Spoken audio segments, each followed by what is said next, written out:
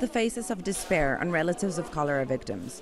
This treatment center was flooded by Hurricane Matthew last month and is operational again. JYLENE Joseph has been a nurse for 8 years.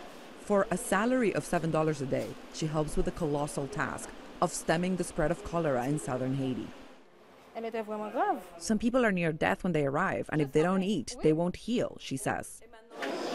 The most vulnerable are children. They do not have the immunity level of adults. This 2-year-old girl screams, "Let go of my hand." She is too young to understand what her illness can do. I ask JYLENE if treating these kids is the toughest part of the job. Treating the children is not the toughest part. Everything is difficult. Seeing children, adults, and the elderly suffer. ROSEMARIE FILOMA had the roof of her home ripped off by Hurricane Matthew. She and her 2-year-old son, Pierre, slept outside, exposed to the rain and contaminated water.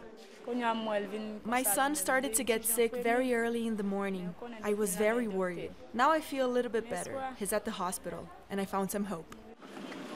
The cholera bacteria causes extreme dehydration and death if treatment is not rapidly received.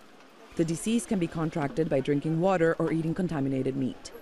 The main challenge for health authorities now is stopping the cholera outbreak from spreading from the south to the capital city here in Port-au-Prince, because we can see with poor sanitation why it would become a huge problem. Cholera has killed nearly 10,000 Haitians since an outbreak following the devastating earthquake 6 years ago. It was brought in by UN troops, helping with the relief operations. It's a big challenge for us. UNICEF says there have been around 3,500 cases following Hurricane Matthew. Those are the same scales as Ebola. What sometimes is frustrating is you see the response, the international response to Ebola, and you see the international response to cholera, and the two are not the same.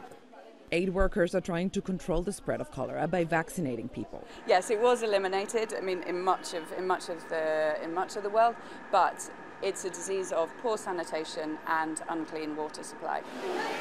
Cholera didn't exist in Haiti for 100 years, and it could take many more years for the disease to be eradicated. For now, it's damage control. Monica Villamizar, Jazeera, Les Cayes, Haiti.